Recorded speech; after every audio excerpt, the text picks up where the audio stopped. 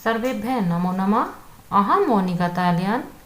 आज की वीडियो में हम अपनी कक्षा 7 की रुचिरा पुस्तक के 10वें पाठ का अभ्यास कार्य करेंगे। इसमें प्रश्न संख्या 1 है, उच्चारणम कुरुत, उच्चारण करो। यहाँ पर जो इन्होंने कुछ आपके पाठ में आए हुए कठिन शब्द दिए हुए हैं उनका आपको उच्चारण करना है।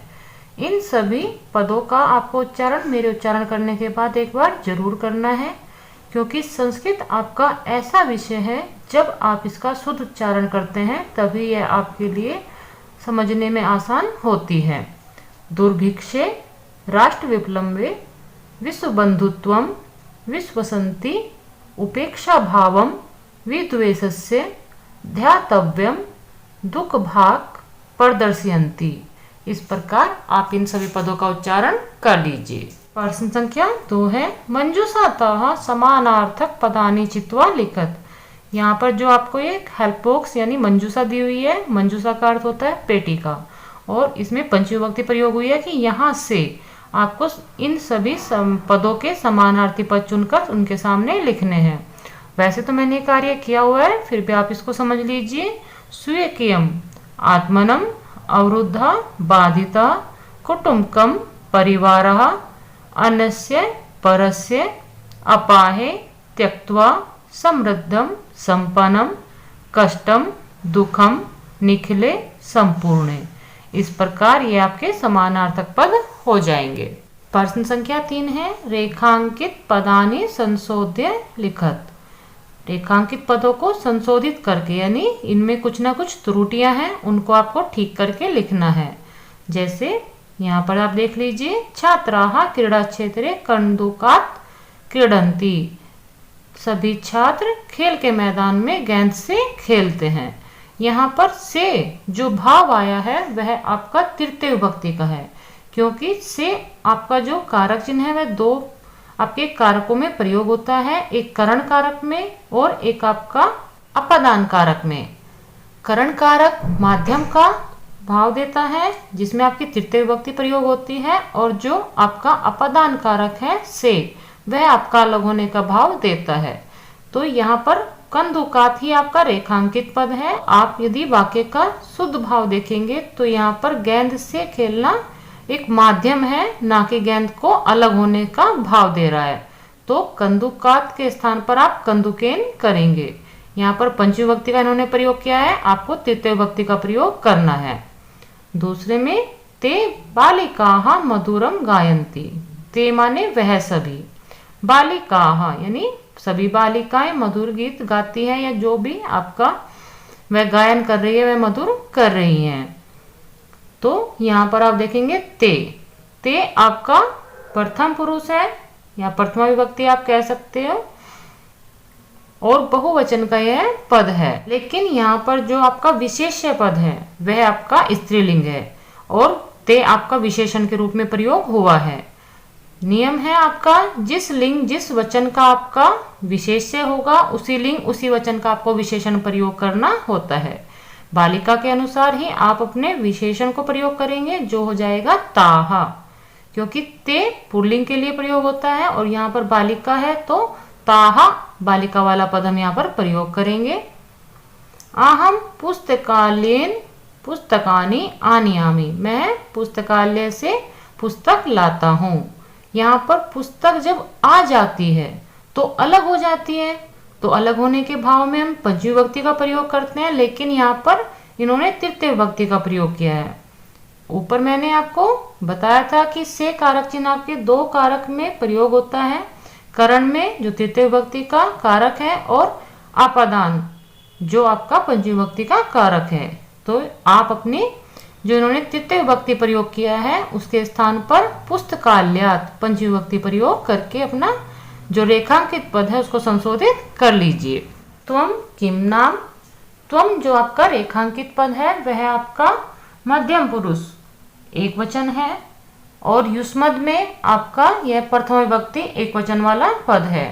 तो तुम क्या नाम, इस प्रकार आपका वाक्य नहीं होता है, क्योंकि जब किसी से नाम पूछा जाता है तो वहां पर संबंध कारक का प्रयोग करते हैं जो षष्ठी विभक्ति का पद होता है। यदि त्वम युष्मत् का हम भाव लेंगे तो तव हो जाएगा तव नाम किम। और यदि हम भवान वाले भाव से भी देखेंगे तो वहां पर भवतः हमारा षष्ठी विभक्ति का पद होता है, तो वहां पर भवतः हम प्रयोग कर सकते हैं।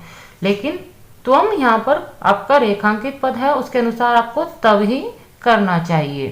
तो आपका वाक्य हो जाएगा तव नाम किम, तुम्हारा क्या नाम है। गुरुवम नमः, नमः के योग में हमेशा चतुर्थी विभक्ति का प्रयोग होता है। तो यहाँ पर गुरुवम इन्होंने द्वितीय विभक्ति का प्रयोग किया है, तो आप द्वितीय विभक्ति के स्थान पर चतुर्थी विभक्ति का प्रयोग करेंगे तो गुरुवे इसका चतुर्थी विभक्ति का रूप हो जाएगा। इस प्रकार आपके यह संशोधित पद हो जाएंगे। आप इनको संशोधित करके वाक्य को दोबारा लिखिए, लेकिन मैंने केवल आपको समझाने के लिए सामने संशोधित पद ही लिखे हुए हैं। आप पूरा वाक्य दोबारा लिख सकते हैं। प्रश्न संख्या 4 है मंजूषातः विलोम पदानि चित्वा लिखत। यहाँ पर जो इन्होंने एक पेटिका यानी हेल्प बॉक्स दिया हुआ है, उससे आपको इन सभी पदों के विलोम पद यानी जो विपरीत है या उल्टा हम जिनको कहेंगे वो पद आपको चुनकर लिखने हैं। वैसे तो सामने कार्य हुआ दिखाई दे रहा है आपको, फिर भी समझ लीजिए। शत्रुतायाः, मित्रतायाः, पुरा, अधुना। पुरा का अर्थ होता है पुराना या प्राचीन, और अधुना का अर्थ होता है आज का या आजकल। मानवः, दानवः। उदारचरिता नाम, लघु चेतसाम। उदारचरिता नाम का होता है जो दीर्घ हृदय वाले या दयालु हृदय वाले होते हैं, और लघु चेतसाम का अर्थ होता है जो छोटे हृदय वाले होते हैं। सुखिना, दुखिना, अपाहे, गृहीत्वा। अपाहे का अर्थ होता है छोड़ना या छोड़कर, गृहीत्वा का अर्थ होता है ग्रहण करके। इस प्रकार आप इनके सभी जो आपके विलोम पद है इनको कर लीजिए। प्रश्न संख्या 5 है अधोलिखित पदानाम लिंगम विभक्तिम वचनच लिखत। नीचे लिखे हुए जो आपके पद हैं, पदानी आपको दिखाई दे रहे हैं कि आपके पद पहले ही लिखे हुए थे और इनके लिंग, वचन और विभक्ति आपको स्वयं लिखने थे। ये कार्य मैंने किया हुआ है। जैसे बंधु आपका पद है पुल्लिंग का, प्रथम विभक्ति एक वचन का पद है। देशान पुल्लिंग, द्वितीय विभक्ति बहुवचन का पद है। घृणा यहाँ स्त्रीलिंग का। षष्ठी और पंचमी आपके पाठ में षष्ठी का इसका प्रयोग हुआ है, लेकिन पंचमी और षष्ठी एक समान होती है, इसलिए मैंने ऑब्लिक करके दोनों ही विभक्तियां लिख दी हैं। एकम यानी एक वचन।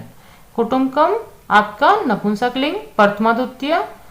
नपुंसक लिंग में प्रथमा द्वितीय विभक्ति एक समान होती है, इसलिए मैंने यहाँ पर दोनों ही लिखी हुई है। आपके पाठ में द्वितीय विभक्ति का प्रयोग हुआ है कि एक कुटुंब को परिवार के समान ही मानते हैं। ये आपका एक वचनम। रक्षायाम स्त्रीलिंग, सप्तमी विभक्ति एक वचनम। ज्ञान विज्ञानियों ये आपके पुल्लिंग के पद हैं। यहाँ पर आपका षष्ठी और सप्तमी, क्योंकि द्विवचन का यह पद है, द्विवचन में षष्ठी और सप्तमी एक समान ही होती है। आपके पाठ में सप्तमी विभक्ति का प्रयोग हुआ है, आप चाहें तो केवल सप्तमी भी लिख सकते हैं। यदि आप सप्तमी भी लिखते हैं तो भी आपका जो यह सवाल होगा सही ही होगा, द्विवचन का यह पद है। इस प्रकार आप अपने इस प्रश्न को कर लेंगे। प्रश्न संख्या 6 है कोष्टकेषु दत्तेषु शब्देषु समुचितानां विभक्तिं योजित्वा रिक्त स्थानानि पूरयत। कोष्टकेषु यानी जो यहाँ पर इन्होंने ब्रैकेट में कुछ पद दिए हुए हैं, दत्तेषु इन्होंने लिखा है शब्देषु के दिए हुए पदों में समुचिता नाम। समुचिता नाम का अर्थ होता है जो उचित है। आपके उदाहरण के अनुसार इन्होंने पहले एक वाक्य दिया है, फिर आपको इन्होंने रिक्त स्थान बनाकर दिए हैं, तो आपको उदाहरण के रूप में जो वाक्य दिया गया है उसके अनुसार ही इनमें विभक्तियां प्रयोग करनी है। ये जो आपका प्रश्न है ये आपका उपपद विभक्ति के अनुसार प्रश्न है। विभक्तियां आपकी कारक चिन्ह के अनुसार भी होती है। कुछ आपके उपपद ऐसे होते हैं जिनके अनुसार ही हम अपने वाक्य में विभक्तियां प्रयोग करते हैं। फिर कारक चिन्ह कोई भी हो, हम कारक चिन्ह के अनुसार विभक्तियां नहीं प्रयोग करेंगे। जैसे वाक्य में इन्होंने दिया है विद्यालयम उभयतः वृक्षाः सन्ति, विद्यालय के दोनों ओर वृक्ष हैं। उभयतः, उभयतः आपका ऐसा पद है जिसके योग में हमेशा द्वितीय विभक्ति का प्रयोग होता है। विद्यालय आपका ब्रैकेट में है, इन्होंने उभयतः के योग में द्वितीय विभक्ति का प्रयोग करके विद्यालयम बना दिया है। अगला वाक्य है उभयतः गोपिकाः, यानी दोनों ओर गोपियां हैं।